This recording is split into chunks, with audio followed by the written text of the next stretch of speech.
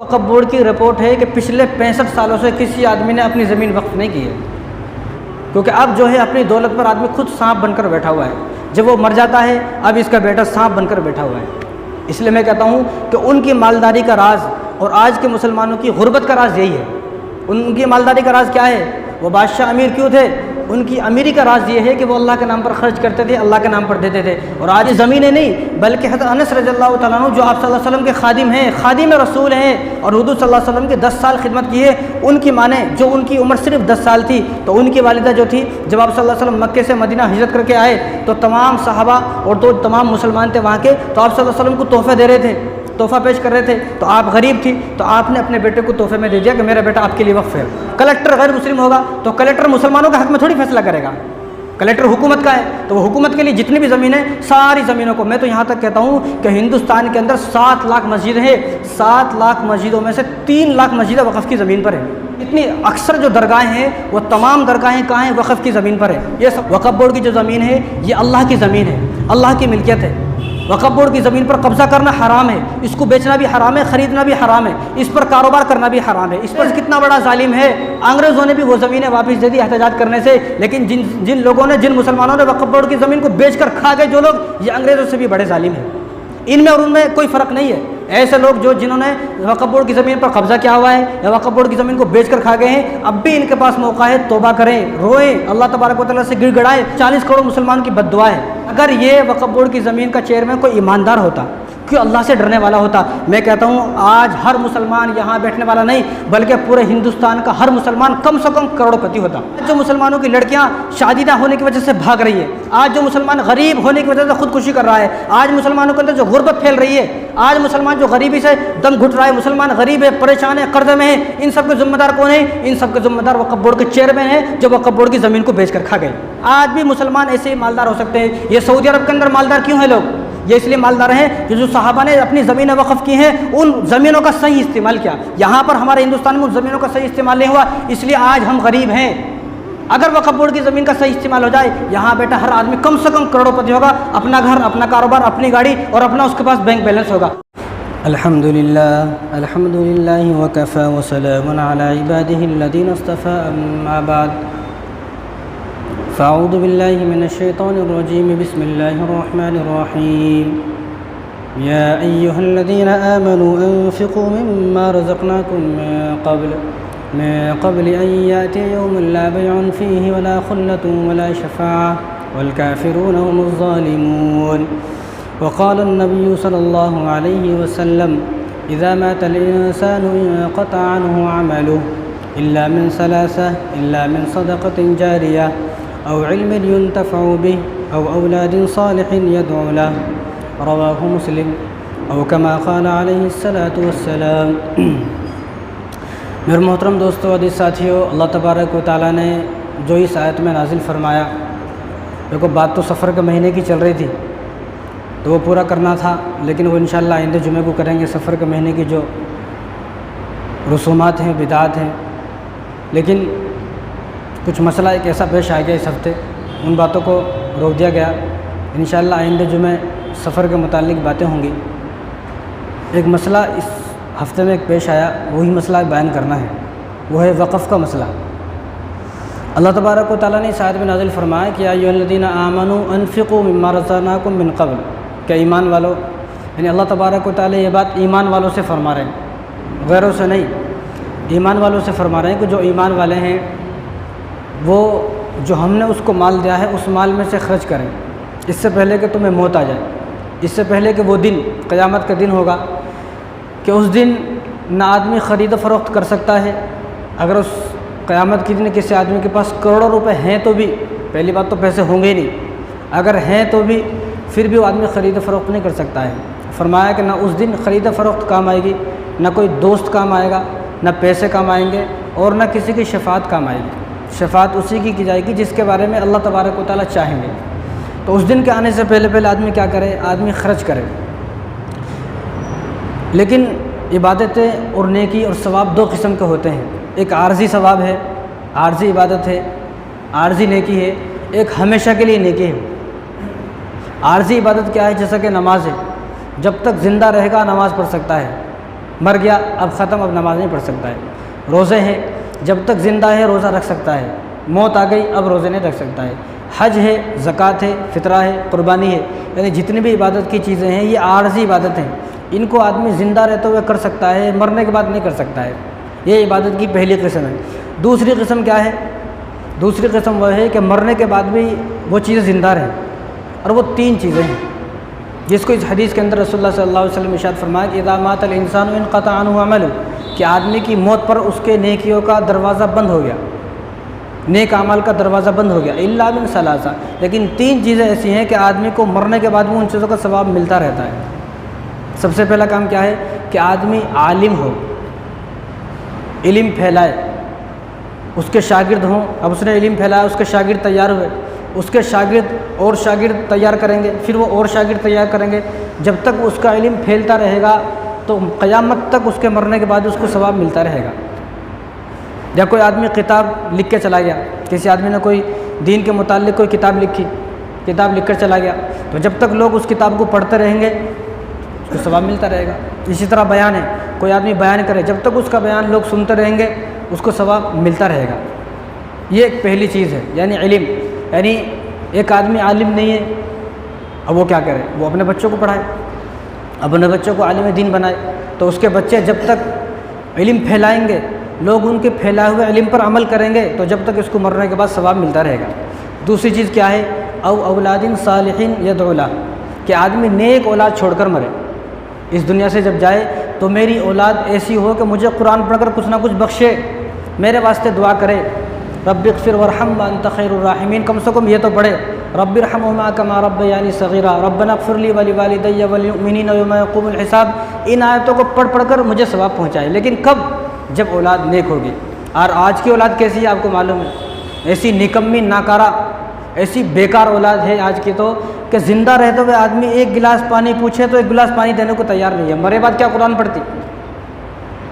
دوسری چیز کیا ہے؟ نیک اولاد چھوڑ کر آدمی مرے، اولاد نیک ہے، مرنے کے بعد اس کو ایصال ثواب پہنچائے، اس کے نام پر اس کی ثواب کے لیے لوگوں کو کھانا کھلائے، لوگوں کی مدد کرے، کچھ نہ کچھ اس کے دل کے اندر یہ جذبہ ہو، یہ شوق ہو کہ میرے والد صاحب اس دنیا سے چلے گئے، اب ان کے ثواب کے لیے مجھے کچھ کرنا ہے۔ اور تیسری چیز کیا ہے؟ الا من صدقۃ جاریہ، تیسری چیز ہے صدقہ جاریہ، کہ آدمی مرنے کے بعد کچھ صدقہ جاریہ کام ایسا کر کر جائے کہ مرنے کے بعد بھی اس کو ثواب ملتا رہے۔ پہلی چیز کیا؟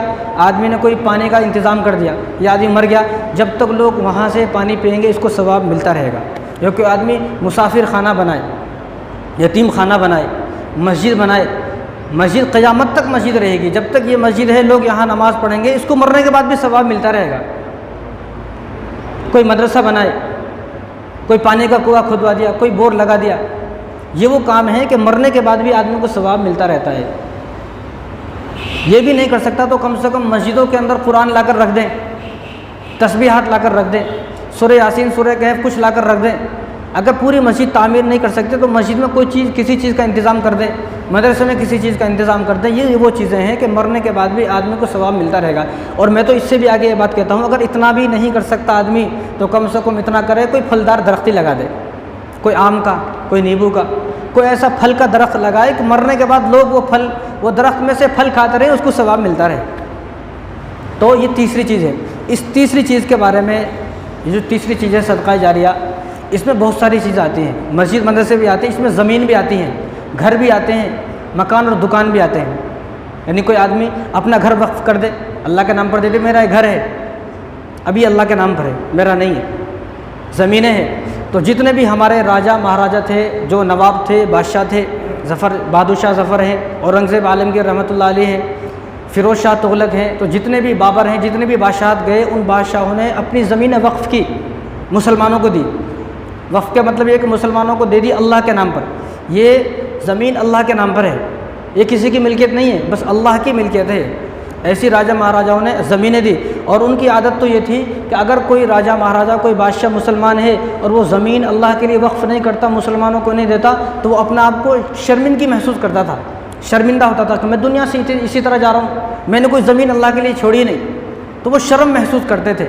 اور آج کل کیا ہے؟ آج کل دینے کو شرم محسوس کرتے ہیں، میں کہیں کو دینا، پوری دنیا کی ضرورت بس میرے پاس ہونا، میں کسی کو دینا نہیں، یہ سوچ ہے۔ ان کی سوچ کیا تھی وہ بادشاہ ہیں، پھر بھی ان کی سوچ یہ ہے کہ میں کسی طرح کوئی زمین اپنی اللہ کے نام پر چھوڑ دوں۔ اور یہ زمین وقف کرنا اسلام میں عبادت ہے، اور یہ طریقہ صرف اسلام میں ہے، ثواب ہے، عبادت ہے۔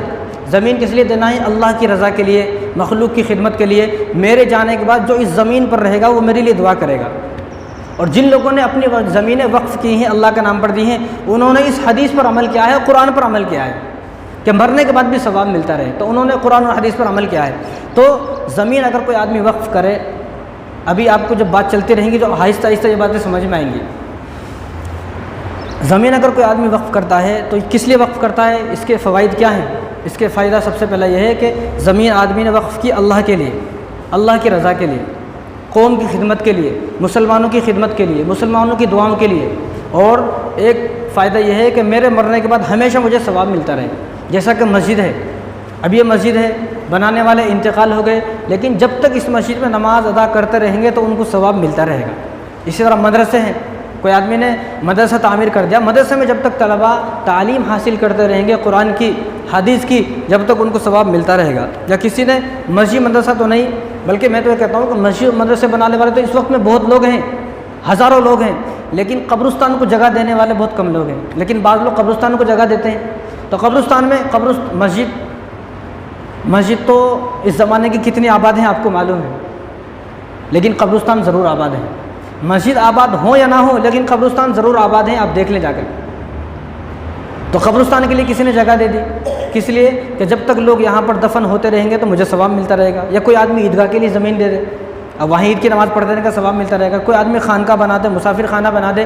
ان سب چیزوں کا فائدہ کیا ہے کہ مرنے کے بعد بھی آدمی کو ثواب ملتا رہتا ہے۔ اس دنیا سے چلا گیا لیکن قیامت تک ثواب ملتا رہے گا۔ قیامت تک غریبوں کی دعائیں، یتیموں کی دعائیں، بے سہارا لوگوں کی دعائیں، بیواؤں کی دعائیں اس کو ملتے رہیں گی۔ لیکن آج کل حال کیا ہے؟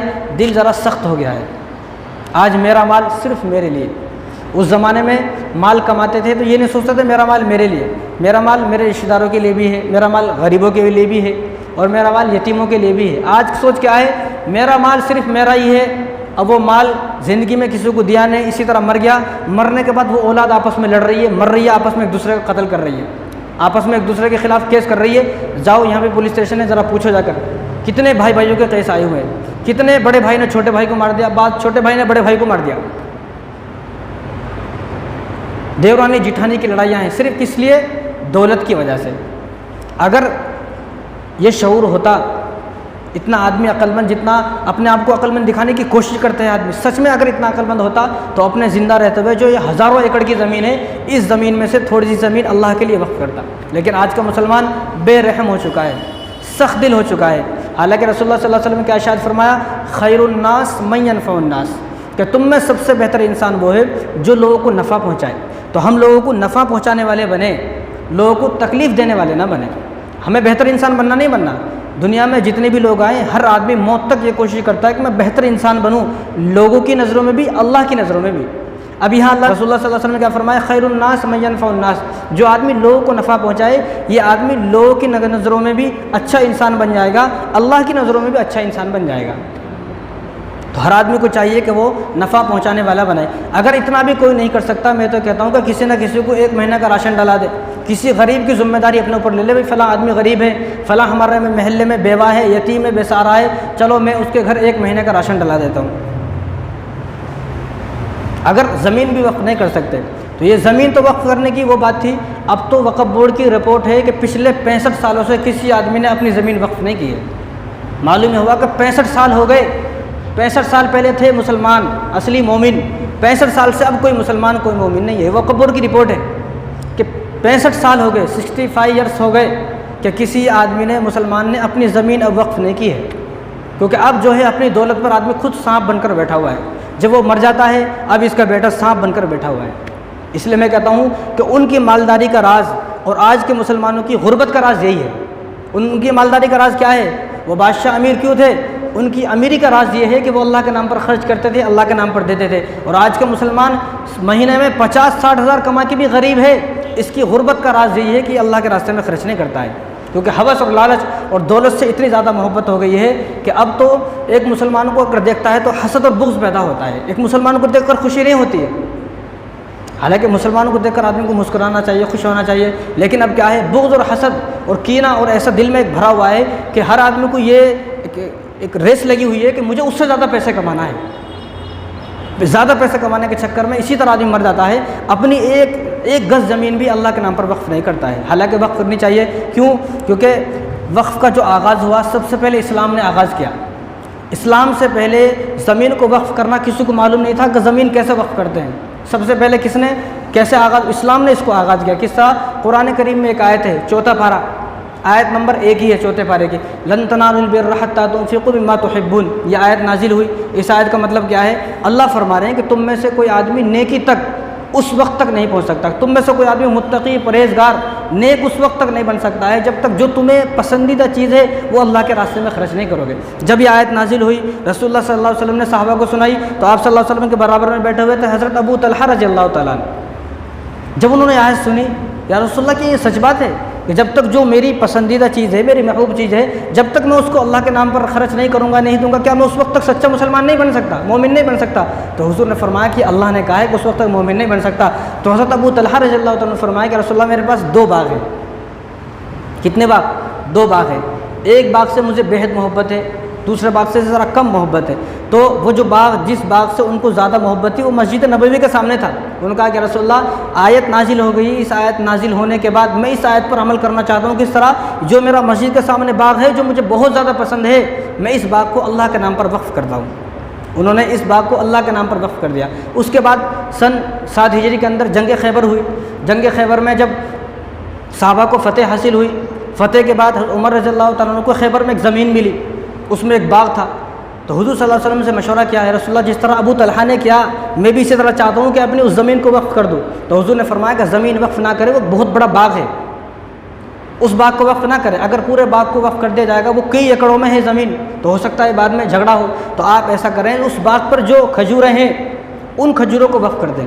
زمین تو آپ کی ملکیت میں رہے گی لیکن اس کے اوپر جو کھجور ہوں گے ان کھجوروں کو وقف کر دو۔ جب بھی وہ کھجور پک جائیں گے تو تمام غریبوں کو بلایا جائے، مسکینوں کو، یتیموں کو، بیواؤں کو بلایا جائے اور ان کھجوروں کو تقسیم کر دیا جائے۔ چنانچہ آج بھی وہ باغ وہاں پر موجود ہے۔ اسی طرح ترمذی شریف کی روایت ہے، حضرت عثمان رضی اللہ تعالیٰ عنہ جب مدینے میں آئے تھے ہجرت کے بعد تو دیکھا کہ مدینے میں تو کسی کے پاس جو ہے وہ پینے کا پانی نہیں ہے، کیونکہ آج کا زمانہ تو بور کا زمانہ ہے، جہاں دل کرے وہاں بور ڈال لیتے اور پانی نکال لیتے۔ وہ زمانہ بور کا زمانہ نہیں تھا، ہزاروں کلومیٹر دور جاتے تھے تو ایک کنواں ملتا تھا۔ تو جب مدینے میں آئے تو مدینے میں ایک یہودی تھا، اس یہودی کے پاس ایک کنواں تھا جس کو بیر نما بولتے تھے۔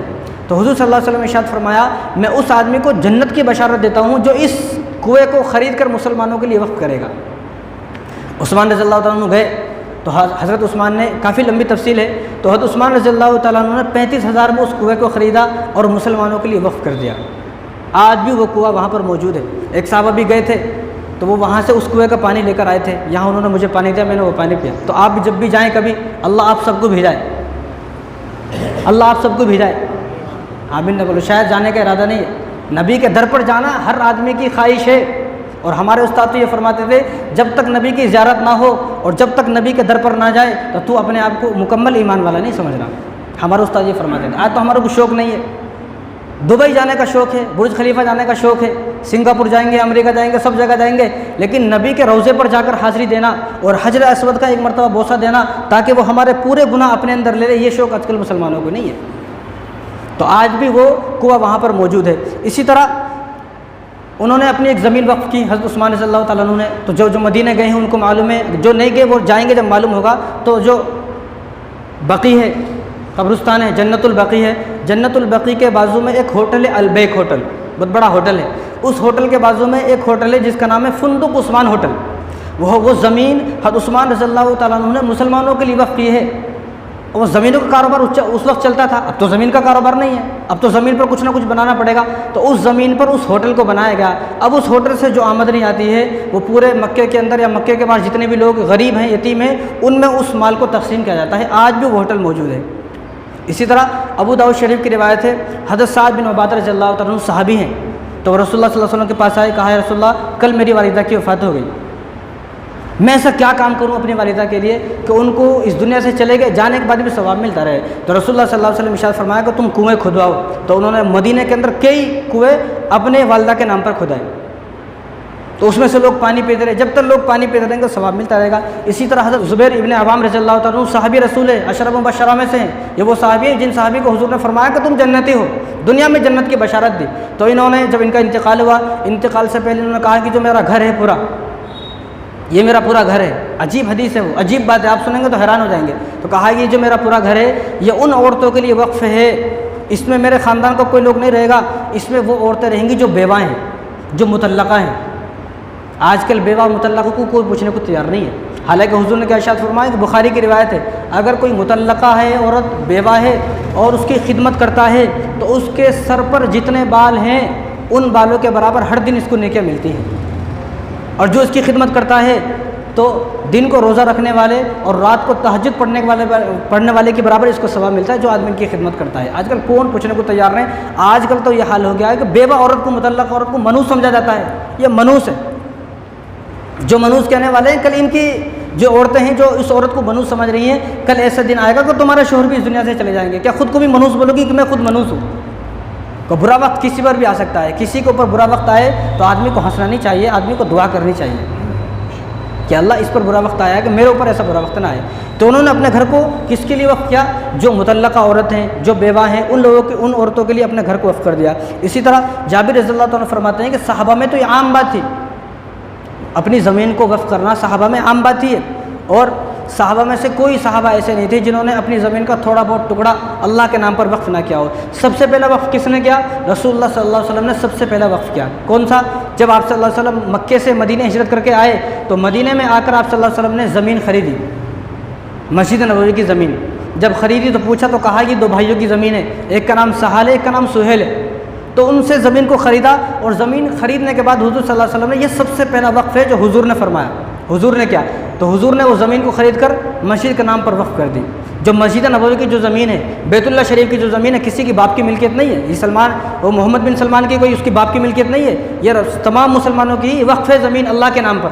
اس زمین پر کوئی دعویٰ نہیں کر سکتا یہ میری زمین ہے، یہ بلکہ وہ مسجدیں نہیں بلکہ دنیا کی جتنی بھی مسجدیں تمام زمینیں وقف ہیں، تمام زمینیں وقف میں داخل ہیں۔ اگر کسی نے زمین کو اپنی ملکیت سمجھ لیا، کیونکہ کوئی آدمی مسجد بنا دے، مدرسہ بنا دے، خانقاہ بنا دے، عبادت گاہ بنا دے، کچھ بھی بنا دیا، وہ آدمی، وہ زمین وقف ہو گئی، اب اس زمین میں ملکیت کسی کی نہیں رہی، نہ اس زمین میں وراثت جو ہے تقسیم ہوگی، اس زمین میں وراثت ختم ہو گئی، نہ اس زمین کو کرائے پر دیا جا سکتا۔ ابھی یہ مسجد ہے، اس مسجد کو کوئی آدمی کرائے پر دے دے، ہرگز ایسا نہیں، کو حرام ناجائز ہے۔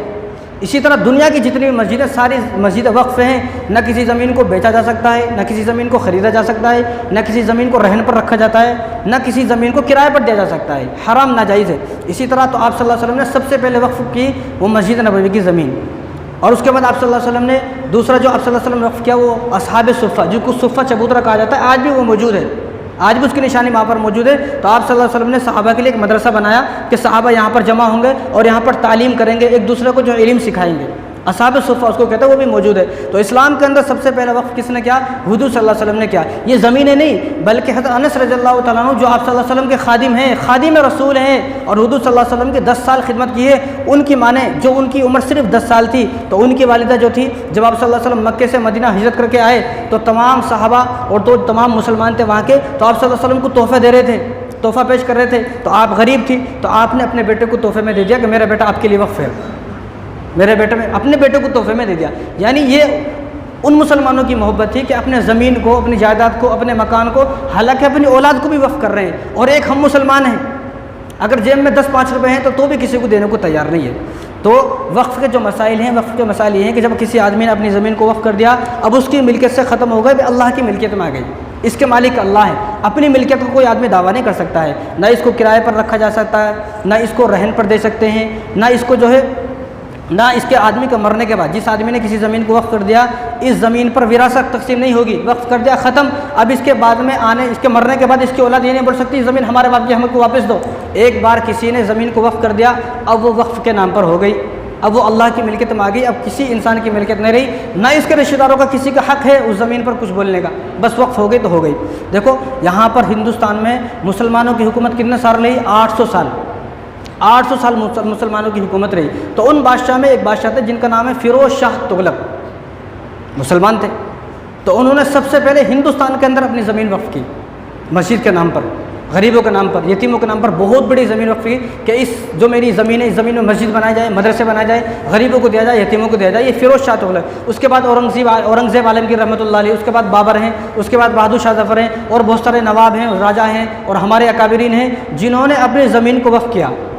اور یہ فرمایا گیا، اس وقت کے لوگ یہ بولتے تھے کہ آج بھی کتابوں میں لکھا ہوا ہے، اس وقت جو راجا مہاراجا تھے اگر وہ اسی طرح مر رہے ہیں دنیا سے اور اپنی زمین کو وقف نہیں کر رہے تو وہ شرمندگی محسوس کر رہے تھے کہ میں اس طرح مر رہا ہوں کہ میں نے اپنی زندگی میں کسی کو کوئی اپنی زمین وقف نہیں کی. شرمندگی محسوس کرتے تھے.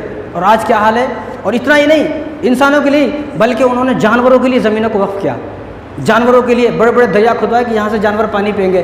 پرندوں کے لیے زمینوں کو وقف کیا کہ یہ زمین ہے، اس زمین میں روزانہ چھوٹے چھوٹے ٹکڑے یا اناج یا چاول یا باجرہ کچھ تو بھی ڈالا جائے جو پرندے اوپر سے آسمان سے آئیں اور پرندے یہاں سے کھائیں. یہ زمین کسی کی نہیں ہے بلکہ مسافر خانے بنائے غریبوں کے لیے، یتیموں کے لیے، اور تعلیم گاہیں بنائی.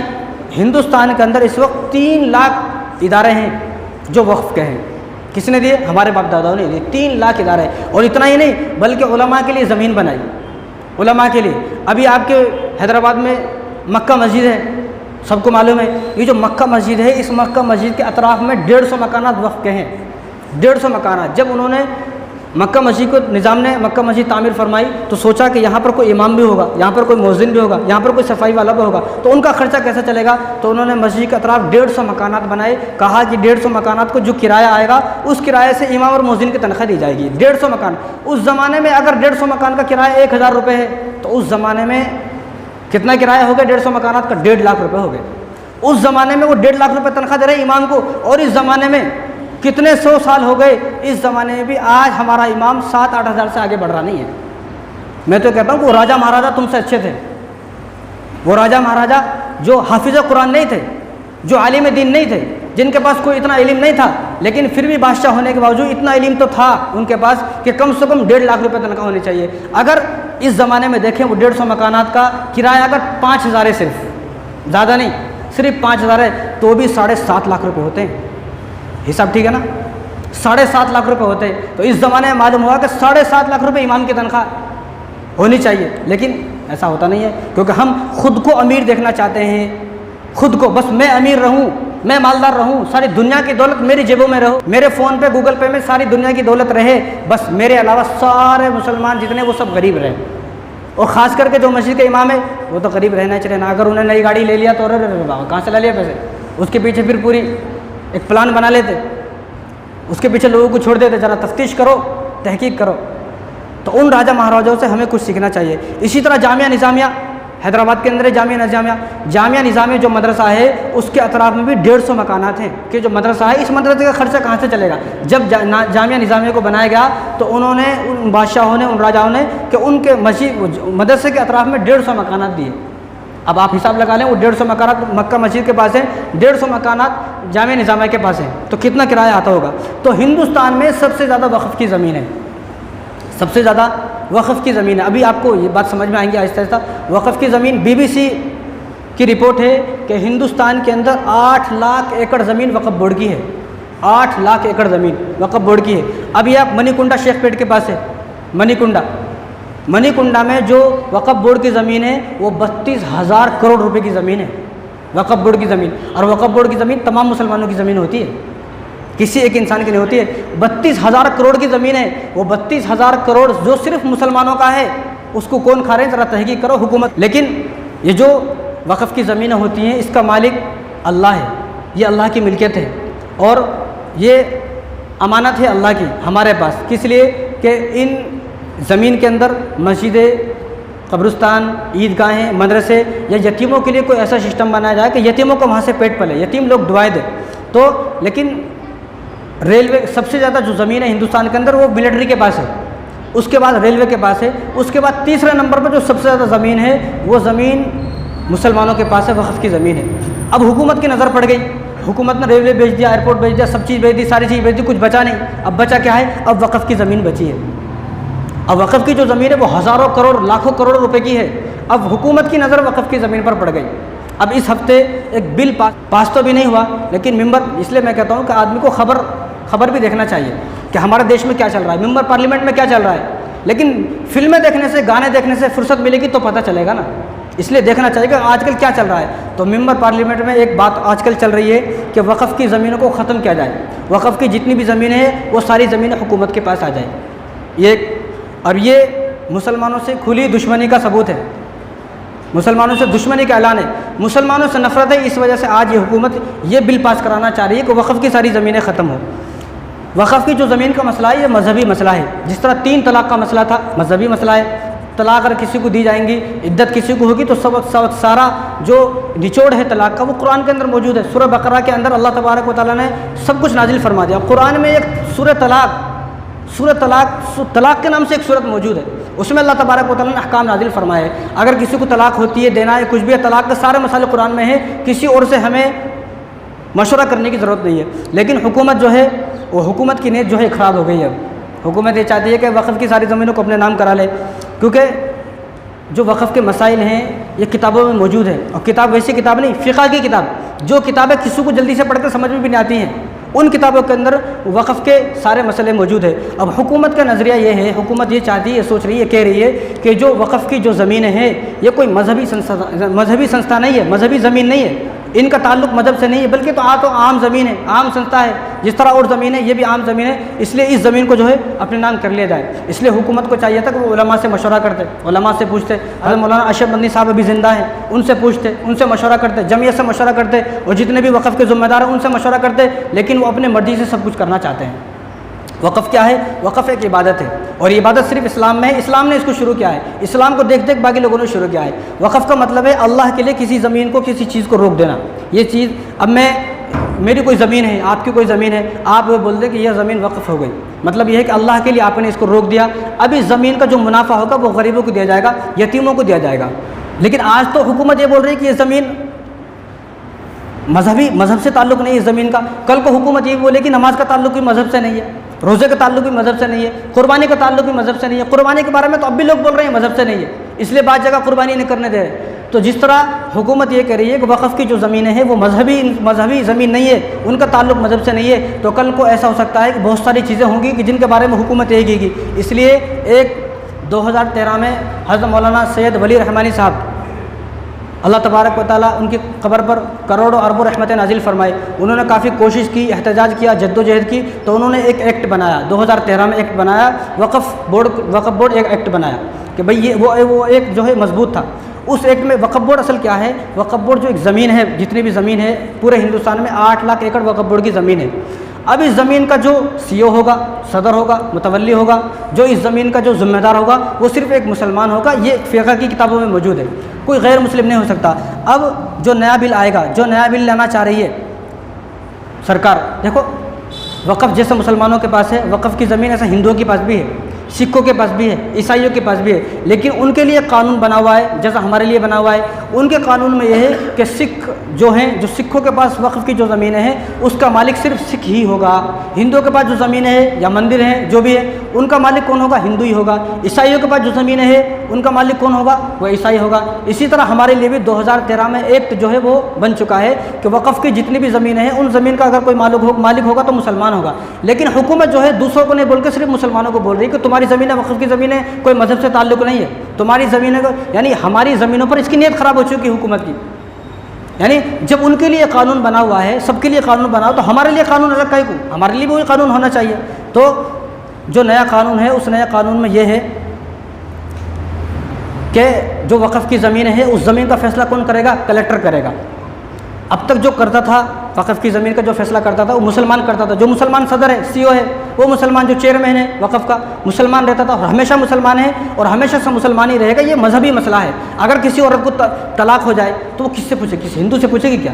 نماز کے مسائل آپ کہاں جاؤ گے پوچھنے, کسی مول صاحب سے پوچھو گے, مسجد میں پوچھو گے جا کر, یا کسی ہندو کے پاس پوچھو گے جا کر. اسی طرح وقف کے بھی مسائل کتاب کے اندر موجود ہے, فقہ کی کتابوں کے اندر. تو وقف کی جتنی زمینیں ہیں ان کے بارے میں اگر کسی کو مسئلہ پوچھنا ہے تو وہ فقہ کی کتابوں کے اندر مسئلے ملیں گے, عالم سے پوچھا جائے گا. اب کلیکٹر جو ضلع کا کلیکٹر ہے تو مسلمان تو ہوگا نہیں, غیر مسلم ہوگا. جب ایک غیر مسلم کلیکٹر بن جائے گا تو وہ جس زمین کو چاہے گا اس زمین کو سرکار کی بتا دے گا, یہی وقف کی زمین نہیں ہے, اور وقف کی زمینوں کا رجسٹر نہیں ہوتے ہیں. اب حکومت کا جو نئے قانون ہے, نیا بل ہے, اس میں یہ ہے کہ وقف کی جتنی زمین ہے ان کی رجسٹری ہونی چاہیے. رجسٹری ہے تو ان کو وقف کی زمین مانا جائے گا, ورنہ نہیں مانا جائے گا. اور وقف کی زمین کے لیے فقہ کی کتابوں کے اندر یہ موجود ہے کہ رجسٹری کی ضرورت نہیں ہے, وقف کی زمین کے لیے بس خالی میں نے بول دیا زبان سے، اس لیے وقف کی زمینوں کو رجسٹر نہیں دیکھی جاتی ہے بلکہ ریکارڈ دیکھا جاتا ہے۔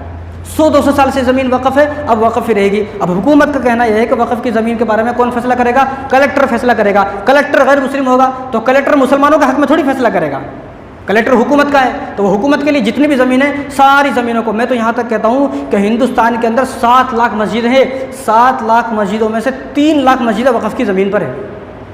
اگر یہ قانون بنتا ہے، یہ بل پاس ہوتا ہے تو سمجھو یہ 3 لاکھ مسجدیں مسلمانوں کے ہاتھ سے گئی، قانون بن گیا۔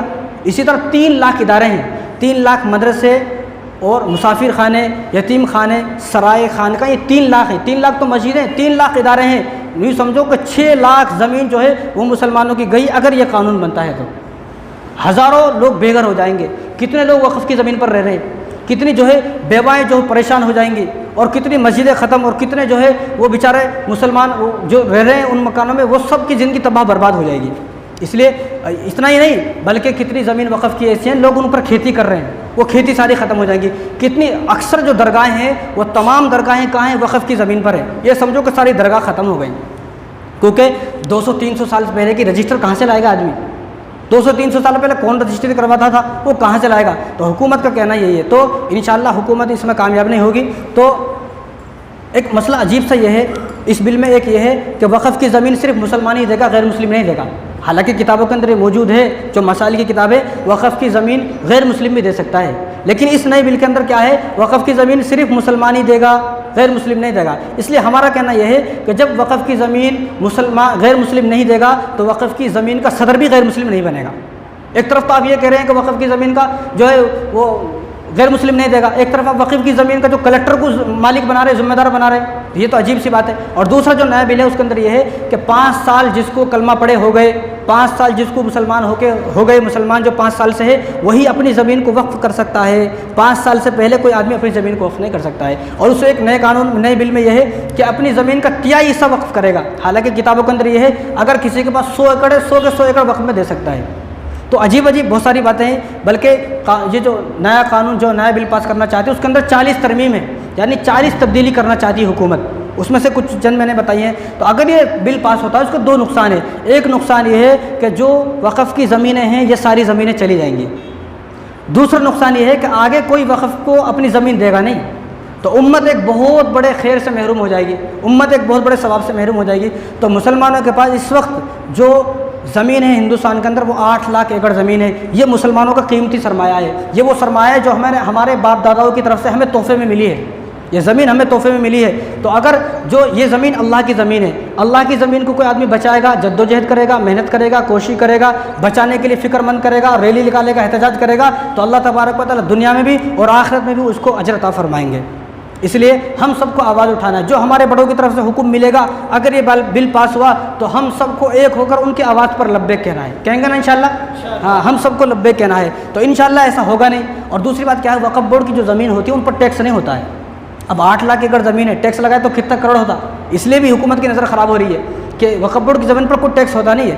جب وقف بورڈ کی زمین پر قبضہ کر لے گی تو حکومت اپنے طریقے سے اس کو یوز کرے گی، حالانکہ وقف بورڈ کی زمین جس نیت سے دی جاتی ہے اسی نیت سے اس کو استعمال کیا جائے گا۔ وقف بورڈ کی اگر کسی نے زمین دی مسجد کے نیت سے، اب یہاں پر مسجد ہی بنے گی، یہاں پر نہ مدرسہ بن سکتا ہے، نہ قبرستان بن سکتا ہے، نہ عیدگاہ بن سکتی ہے، کچھ نہیں بن سکتا ہے، جس نیت سے آدمی دے گا وہی نیت سے۔ تو یہ وقف بورڈ کے چند مسائل ہیں، اللہ تبارک و تعالیٰ سے دعا کریں کہ اللہ تبارک و تعالیٰ جو ہے وقف اوقاف کی حفاظت فرمائے، اور خیانت سے، بددیانی سے، بدنیتی سے اور حکومت کی اس کوشش کو اللہ تبارک و تعالیٰ ناکام فرمائے، اور حکومت کی بری نظر سے ہمارے اوقاف کی زمین کی حفاظت فرمائے۔ اب ان سے بات ہو جائے جنہوں نے وقف بورڈ کی زمین پر قبضہ کیا ہے۔ دیکھو، وقف بورڈ کی جو زمین ہے یہ اللہ کی زمین ہے، اللہ کی ملکیت ہے۔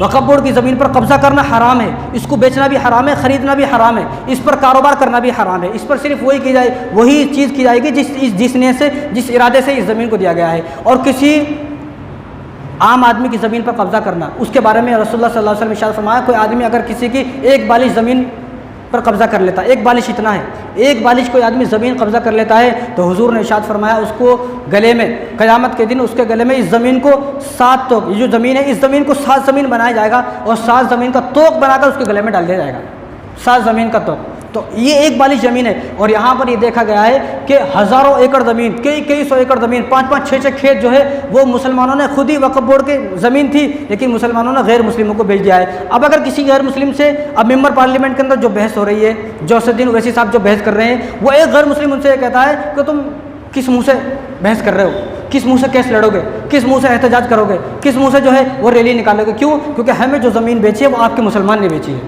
وقف بورڈ کی زمین کو بیچنا حرام ہے، لیکن ایک مسلمان ہی بیچ کر کھا گیا ہے۔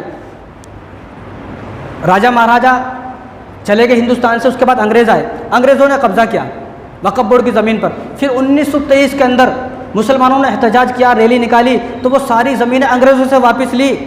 انگریز کتنا بڑا ظالم ہے، انگریزوں نے بھی وہ زمینیں واپس دے دی احتجاج کرنے سے، لیکن جن لوگوں نے، جن مسلمانوں نے وقف بورڈ کی زمین کو بیچ کر کھا گئے جو لوگ، یہ انگریزوں سے بھی بڑے ظالم ہیں۔ ان میں اور ان میں کوئی فرق نہیں ہے۔ ایسے لوگ جنہوں نے وقف بورڈ کی زمین پر قبضہ کیا ہوا ہے یا وقف بورڈ کی زمین کو بیچ کر کھا گئے ہیں، اب بھی ان کے پاس موقع ہے، توبہ کریں، روئیں، اللہ تبارک و تعالیٰ سے گڑ گڑائیں، ورنہ ان کی زندگی سے برکتیں ختم ہو جائیں گی، ان کی اولادیں نافرمان پیدا ہوں گی، ان کی زندگی کا سکون ختم ہو جائے گا، زندگی تباہ برباد ہو جائے گی، نسل تباہ برباد ہو جائے گی، جن لوگوں نے اللہ کی زمین پر قبضہ کیا ہے۔ یہ اللہ کی زمین ہے، میری زمین پر کوئی آدمی قبضہ کر لے تو کتنا غصہ آئے گا، بھائی نے بھائی کی زمین پر قبضہ کر لے تو کیس ہو جاتے ہیں، کورٹ کچہری کا چکر لگاتا ہے۔ یہاں اللہ کی زمین پر قبضہ کیا ہے، اور اللہ کی جو زمین ہے وقف بورڈ کی زمین پر، یہاں حیدرآباد کے اندر کتنے فنکشن ہال ہیں جو وقف بورڈ کی زمین پر بنے ہوئے ہیں، کتنے وہ ہوٹل ہیں جو وقف بورڈ کی زمین پر بنے ہوئے ہیں، کتنی بلڈنگیں ہیں، اور کتنے جو ہے بڑے کارخانے اور بڑی بڑی بلڈنگیں، بڑی بڑی کمپنیاں وہ وقف بورڈ کی زمین پر۔ ایک غیر مسلم نے خود بتایا، یہ جو میرا فنکشن ہال ہے، یہی فنکشن ہال ہے اسی حیدرآباد میں، نام لینا نہیں چاہتا، اس نے خود بتایا یہ جو فنکشن ہال ہے وقف بورڈ کی زمین ہے میں نے ایک مسلمان سے خریدی ہے۔ یعنی مسلمان کو دشمن ہے، مسلمان، یہ جنگ اللہ سے جنگ ہے۔ اور یہ جو وقف بورڈ کی زمین ہے یہ غریبوں کا مال ہے، اور غریبوں کا مال کھانے والے کے بارے میں اللہ نے کیا فرمایا، ان الذین یاکلون اموال الیتامی ظلما انما یاکلون فی بطونہم، کہ جو آدمی وقف بورڈ کی زمین بیچ کر کھا گیا، یتیموں کا مال بیچ کر کھا گیا، وہ اپنے پیٹ کے اندر کھانا نہیں، اپنے پیٹ کے اندر آگ بھر رہا ہے، انگارے بھر رہا ہے۔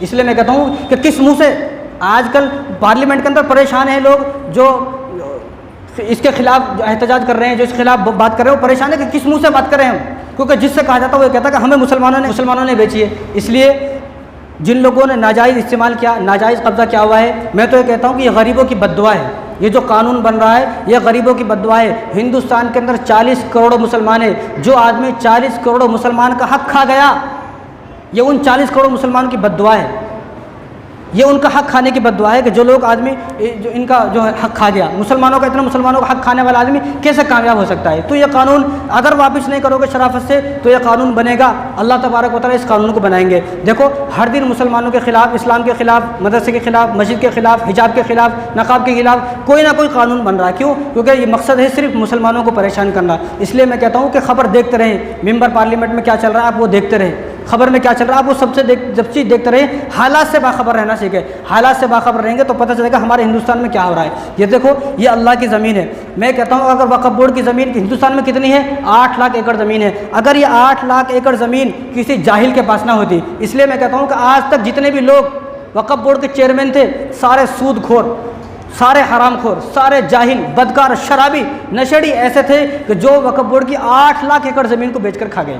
اور کتنی زمینوں کو اتنا نہیں معلوم، یہ تو بی بی سی کی اب رپورٹ ہے، اب کی رپورٹ ہے بی بی سی کی کہ اس وقت ہندوستان میں وقف بورڈ کی زمین 8 لاکھ ایکڑ زمین ہے، یہ تو اس وقت کی رپورٹ ہے، اور نہ کتنی ہوگی۔ اگر یہ وقف بورڈ کی زمین کا چیئرمین کوئی ایماندار ہوتا، کہ اللہ سے ڈرنے والا ہوتا، میں کہتا ہوں آج ہر مسلمان یہاں بیٹھنے والا نہیں بلکہ پورے ہندوستان کا ہر مسلمان کم سے کم کروڑ پتی ہوتا، کیونکہ وقف بورڈ کی زمین کس کی ہے؟ تمام مسلمانوں کی زمین ہے، ہر مسلمان کروڑ پتی ہوتا ہے۔ اس لیے میں کہتا ہوں آج جو مسلمانوں کی لڑکیاں شادی نہ ہونے کی وجہ سے بھاگ رہی ہے، آج جو مسلمان غریب ہونے کی وجہ سے خودکشی کر رہا ہے، آج مسلمانوں کے اندر جو غربت پھیل رہی ہے، آج مسلمان جو غریبی سے دم گھٹ رہا ہے، مسلمان غریب ہے، پریشان ہے، قرضے میں ہے، ان سب کے ذمہ دار کون ہیں؟ ان سب کے ذمہ دار وقف بورڈ کے چیئرمین ہیں جو وقف بورڈ کی زمین کو بیچ کر کھا گئے۔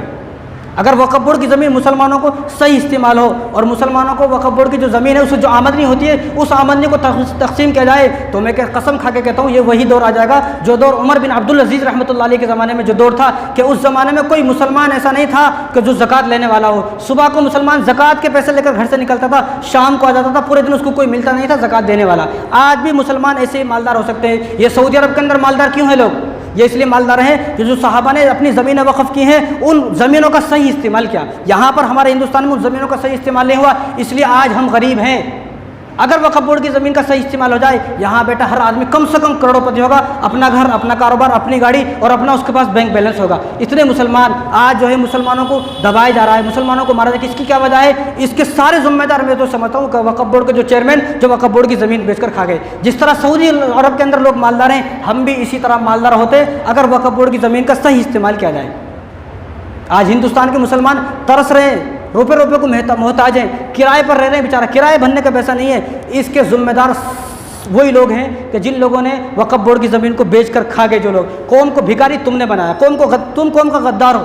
कौम मुसलमान जो 40 करोड़ मुसलमान हैं, इन तमाम मुसलमानों की बद्दुआएं उन लोगों के साथ जो वक्फ बोर्ड की ज़मीन को खा गए। इसलिए आज हुकूमत बिल लाना चाह रही है। इसलिए ये भी एक बात है, जिन्होंने कब्ज़ा किया उनके पास अब भी मौका है, अब भी जो है मौका है, उनके पास वक्त है, वो तौबा करें, इन ज़मीनों को वापस करें। और जो वक्फ बोर्ड की ज़मीन है, इस ज़मीन के लिए आवाज़ उठाना हर मुसलमान का हक़ है, हर मुसलमान का फ़र्ज़ है कि इस ज़मीन के लिए आवाज़ उठाई जाएगी। अगर ये बिल पास होता है तो हमारी बड़ों की तरफ से हमें जो हिदायत मिलेगी, हमें उस हिदायत पर अमल करना है। ये हमारे बाप दादाओं की तरफ से हमारे लिए तोहफ़ा है, हमारे इनाम है। जो हमारे बाप दादा, हमारे काबिर थे, राजा महाराजा थे, उन्होंने ज़मीन को इसलिए छोड़ा कि हम इस दुनिया से चले जाएंगे, मर जाएंगे। एक वक्त ऐसा आएगा, हो सकता है मुसलमानों पर कोई मुश्किल वक्त आए, तो उन्होंने अपनी ज़मीन को वक्फ किया ताकि मुसलमान परेशान ना हो।